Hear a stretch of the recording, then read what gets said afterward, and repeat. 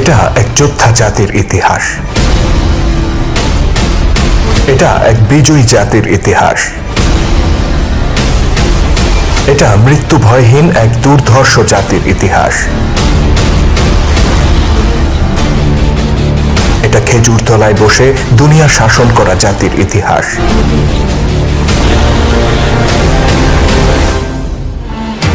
এটা আল্লাহর সত্য দিনকে বিজয়ী করতে পাগল পাড়া একদল মানুষের ইতিহাস।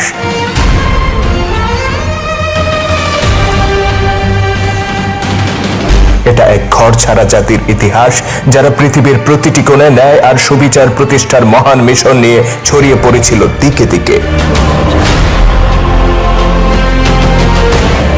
যাদের উত্থান ঘটেছিল জাহিলিয়াতের অন্ধকারে নিমজ্জিত আরব ভূমি থেকে, অথচ প্রজ্বলিত সূর্যের মতো তারা আলোকিত করেছিল সারা পৃথিবীকে।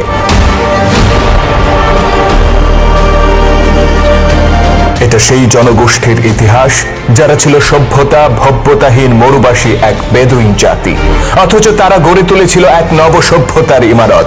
জ্ঞান বিজ্ঞান প্রযুক্তি সাহিত্য সংস্কৃতি সহ মানব সভ্যতার প্রতিটি অঙ্গনে সারা পৃথিবীকে তারা নেতৃত্ব দিয়েছিল হাজার বছর ধরে।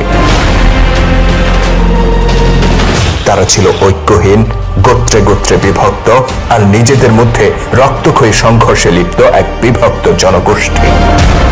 তৎকালীন বিশ্বের দুই পরাশক্তি পারস্য ও রোমান সাম্রাজ্যের সামনে তারা ছিল নতজানু, অথচ মুহাম্মদ নামের এক পরশ পাথরের ছোঁয়ায় তারা হয়ে ওঠে এক ঐক্যবদ্ধ মহাজাতি।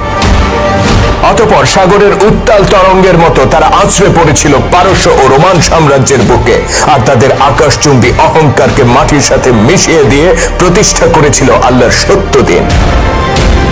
জুলুম আর দুঃশাসনের বুকে কবর রচনা করে অর্ধ পৃথিবীতে তারা উড়িয়েছিল মানবতার পতাকা, জ্বেলেছিল সত্য দিনের মশাল।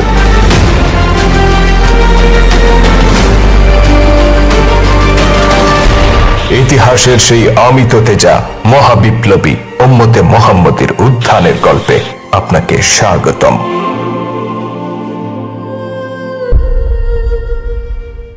পিতা মাতা দুজনকেই হারিয়ে ইয়াতিম হয়ে পড়েন তাদের একমাত্র সন্তান আম্মার রাদিয়াল্লাহু তাআলা আনহু। মক্কায় তাকে আশ্রয় দেওয়ার মতো কেউই ছিল না। তার এই অসহায়ত্ব পাষণ্ড আবু জাহেলের হৃদয়ে এতটুকু করুণার জন্ম দেয়নি। এক রাতে গুরুতর অসুস্থ আম্মারের ঘরে খাবার নিয়ে যায় আবু জাহেল ও তার অনুচররা। একজন তার মুখে খাবার ও পানি তুলে দেয়, অতঃপর তার ইশারায় আগুনে পুড়ে লাল হয়ে যাওয়া একখণ্ড লোহা নিয়ে আসে আবু জাহেলের অনুগত এক ব্যক্তি। তুমি কি জানো আমি কেন তোমাকে বাঁচিয়ে রেখেছি? আমি তোমাকে তোমার বাবা মায়ের মতো এত সহজে মরতে দেব না। আমি সেই পর্যন্ত তোমাকে যন্ত্রণা দেব যতক্ষণ না নিজের মুখে মোহাম্মদকে গালি দাও। আমাকে উমাইয়ার মতো দুর্বল ভেবো না। যদি মোহাম্মদকে গালি দাও তবেই তোমাকে ছাড়ব। অগ্নিদগ্ধ লৌহ খণ্ডটি অসুস্থ আম্মারের বুকের উপর চেপে ধরে আবু জাহেল। যন্ত্রণায় চিৎকার করে ওঠেন আম্মার রাদিয়াল্লাহু তাআলা আনহু। এই যন্ত্রণা সহ্য করার মতো ছিল না, আর আবু জাহেলও তাকে ছেড়ে দেওয়ার পাত্র ছিল না। শেষ পর্যন্ত এই নির্মমতার কাছে হার মানেন অসহায় আম্মার। নবী মুহাম্মদ সাল্লাল্লাহু আলাইহি সাল্লাম সম্পর্কে দুটি মন্দ কথা উচ্চারণ করতে বাধ্য হন তিনি, আর চিৎকার করে ক্রূর হাসিতে ফেটে পড়ে নিষ্ঠুর আবু জাহেল। এই ঘটনার পর আবু জাহেল আর তার সঙ্গীরা যখন উল্লাস করে বেড়াচ্ছিল, তখন মক্কার রাস্তায় উদ্ভ্রান্তের মতো ছুটে বেড়াচ্ছিলেন আম্মার রাদিয়াল্লাহু তাআলা আনহু। পথে দেখা হয় আবু বকরের সাথে। ব্যথিত আবু বকর তাকে জড়িয়ে ধরে সান্ত্বনা দেন আর আল্লাহ নবীর কাছে নিয়ে যান। জীবনের বাকিটা সময় ইয়াতিম আম্মারের কাছে আল্লাহ নবী আর তার সাথীরাই ছিলেন বেঁচে থাকার অবলম্বন। কৃতদাস বেলাল কিংবা আম্মারের মতো মানুষদের কাছে জীবন ছিল দুর্বিষহ আর অর্থহীন। সেই মানুষগুলো যখন আল্লাহর সত্য দিনের সন্ধান পেলেন, তখন তারা যেন বেঁচে থাকার মানে খুঁজে পেলেন। তারা জানতেন জীবনকে অর্থবহ করে তোলার এই পথ সহজ হবে না, কিন্তু তাদেরকে এতটা কঠিন পরীক্ষার মুখোমুখি হতে হবে তা হয়তো তারা নিজেরাও ভাবতে পারেননি। আর কুরাইশরাও ভাবতে পারেনি এই নির্যাতিত মানুষগুলোর হাত ধরেই তারা একদিন বিশ্ব জয় করবে।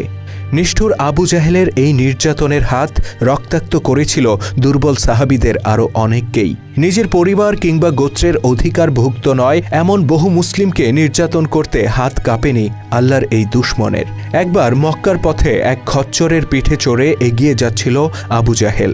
একই পথ ধরে হেঁটে যাচ্ছিলেন আব্দুল্লাহ ইবনে মাসুদ রাদিয়াল্লাহু তাআলা আনহু নামে রসুলের একজন প্রিয় সাহাবী।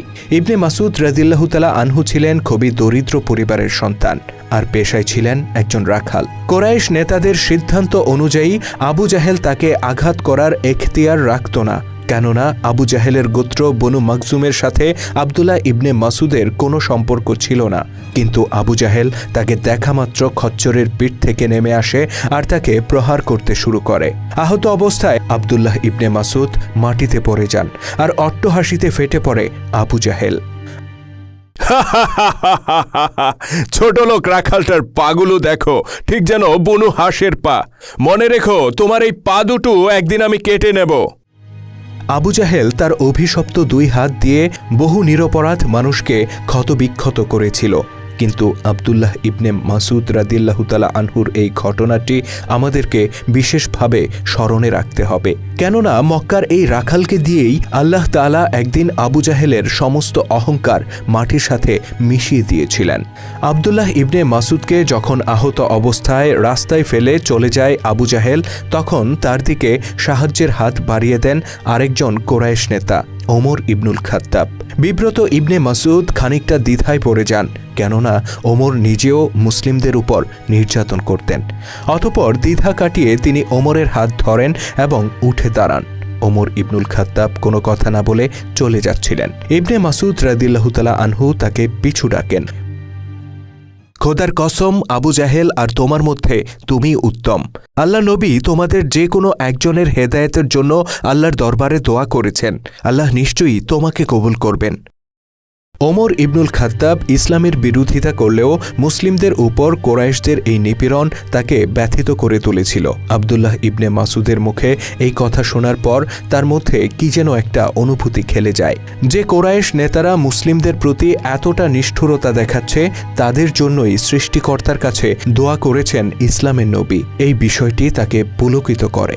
বাস্তবে ওমর ইবনুল খাত্তাব ছিলেন একমাত্র কোরাইশ নেতা যিনি ইসলামের বিরোধিতা করলেও বিবেক বর্জিত ছিলেন না। তিনি না পূর্বপুরুষের ধর্মের প্রতি খুব বেশি আস্থাশীল ছিলেন, না নতুন প্রচারিত ধর্মের প্রতি আকৃষ্ট হয়েছিলেন, বরং তিনি শঙ্কিত ছিলেন কোরাইশদের মধ্যে সৃষ্ট বিভাজন নিয়ে। মক্কায় যে সংঘাতময় পরিস্থিতি সৃষ্টি হয়েছিল তা তাকে উদ্বিগ্ন করে তুলেছিল। আর এই পরিস্থিতির জন্য তিনি নবী মুহাম্মদ সাল্লাল্লাহু আলাইহি সাল্লামকেই সবচেয়ে বেশি দায়ী মনে করতেন। ইসলামের বিরোধিতা করতে গিয়ে ওমর ইবনুল খাত্তাব নিজেও চাবুক হাতে তুলে নিয়েছিলেন। নিজের পরিবার আর গোত্রের কেউ ইসলাম গ্রহণ করলে তাদেরকে ওমরের কঠোর শাসনের মুখোমুখি হতে হতো। তবে এই বিরোধিতা করতে গিয়ে তিনি কখনো এমন কিছু করেননি যার জন্য তাকে তীব্রভাবে নিন্দা করা যায়, বরং রসুল পাক সাল্লাল্লাহু আলাইহি সাল্লাম এর দুর্বল সাহাবীদের উপর কোরাইশদের নিপীড়ন তাকে ব্যথিত করে তোলে।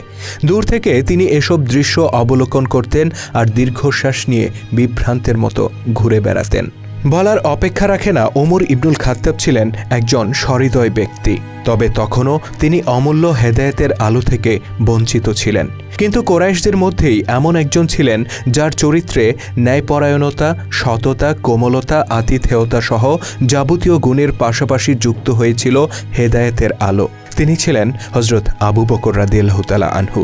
তিনি ছিলেন আল্লাহ আর তার নবীর প্রতি ঈমান আনয়নকারী প্রথম ব্যক্তি। আবু বকর পেশায় একজন ব্যবসায়ী ছিলেন। তরুণ বয়স থেকেই বণিক হিসেবে জীবিকা নির্বাহ শুরু করেন তিনি। প্রতিবেশী সিরিয়া, ইয়েমেন সহ অন্যান্য অঞ্চলে ব্যবসায়িক কারণে নিয়মিত যাতায়াত করতেন আবু বকর।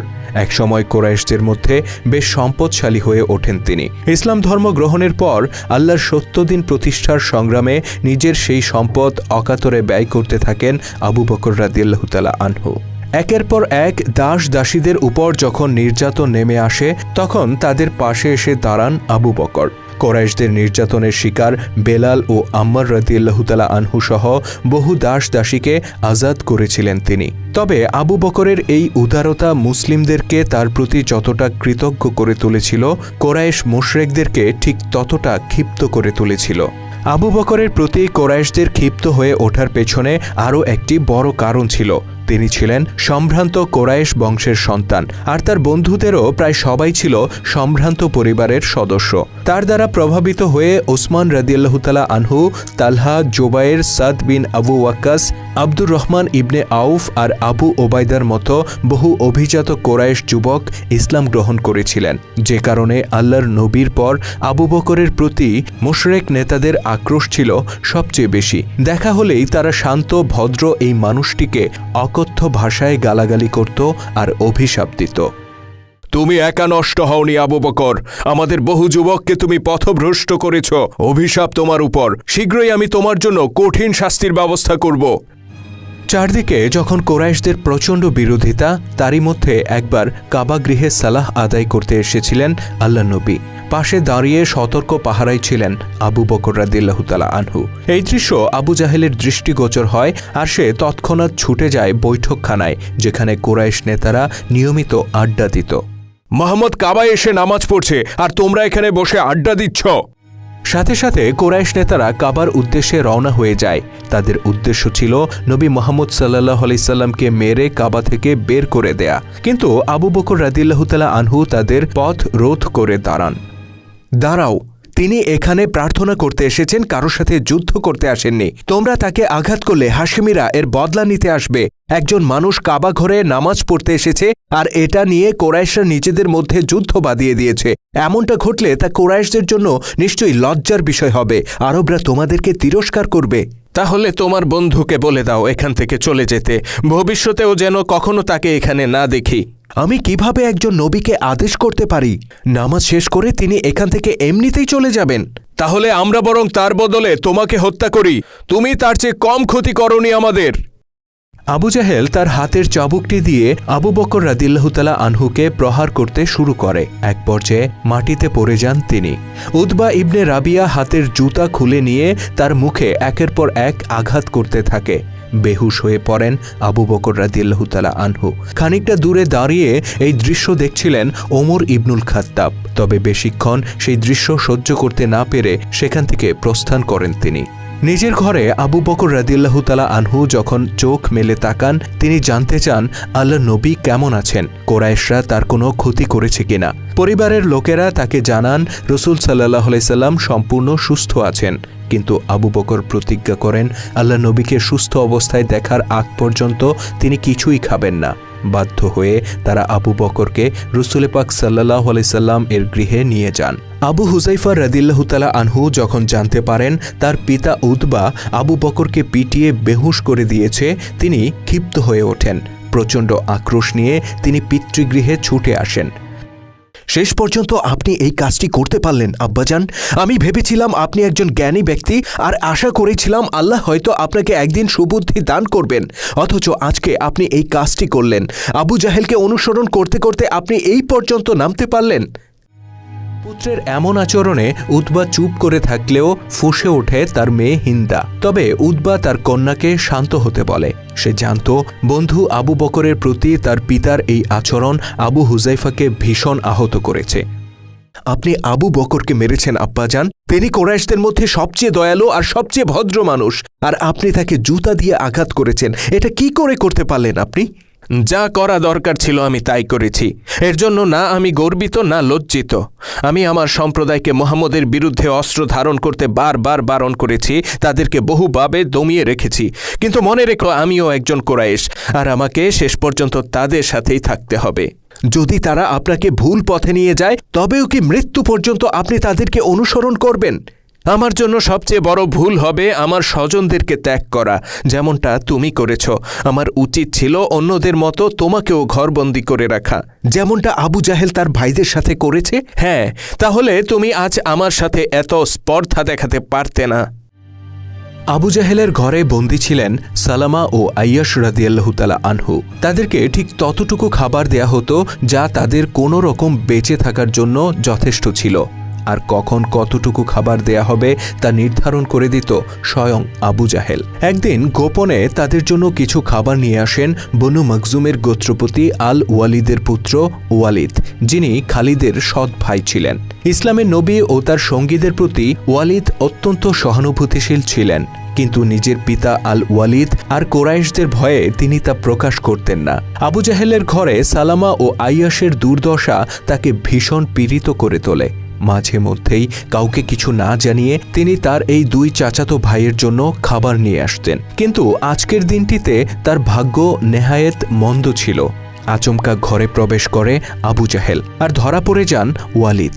আবু জাহেলের কাছে তো বটেই, নিজের পিতা আল ওয়ালিদ আর ভাই খালিদের কাছেও প্রচণ্ড ভর্ৎসনার শিকার হতে হয় তাকে। আমার অপরাধ কি এই যে আমি আত্মীয়তার খাতিরে তাদের জন্য সামান্য খাবার নিয়ে গিয়েছি? তোমাকে এই দায়িত্ব কে দিয়েছে? যেখানে তাদের দেখাশোনা করার জন্য তাদের ভাই আবুল হাকাম রয়েছেন, সেখানে তোমাকে এই দায়িত্ব কে দিয়েছে? আবুল হাকাম? সে তার ভাইদেরকে ঠিক ততটা খাবার দেয় যতটা তাদেরকে কোনো রকম বাঁচিয়ে রাখার জন্য যথেষ্ট। একে তুমি দেখাশোনা বলছো?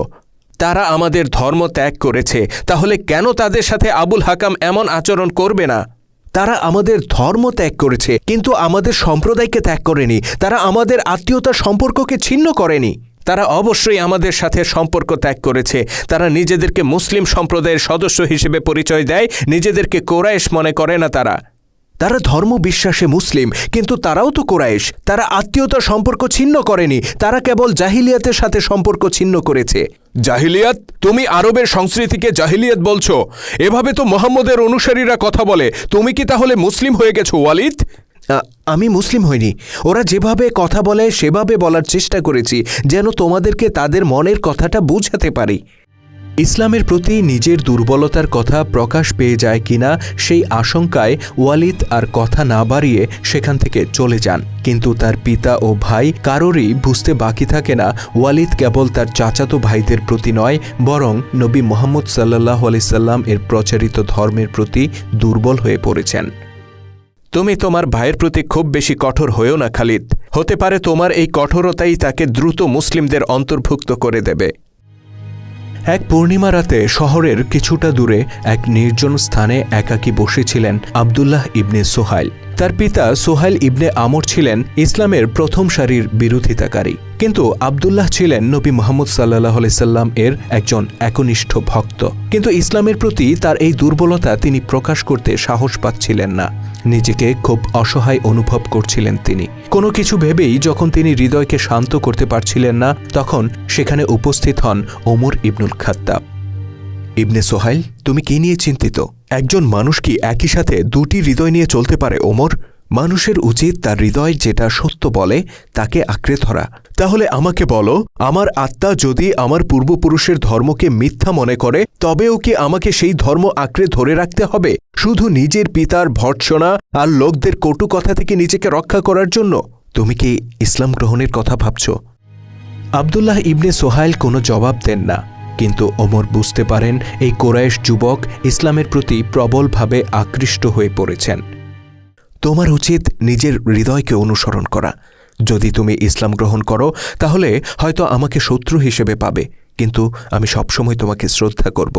আর যদি লোকলজ্জার ভয়ে নিজের হৃদয়কে দমন করে রাখো তাহলে তুমি আমাকে হয়তো মিত্র হিসেবে পাবে, কিন্তু কখনো আমার শ্রদ্ধা পাবে না, কারণ আমি কাপুরুষতাকে ঘৃণা করি।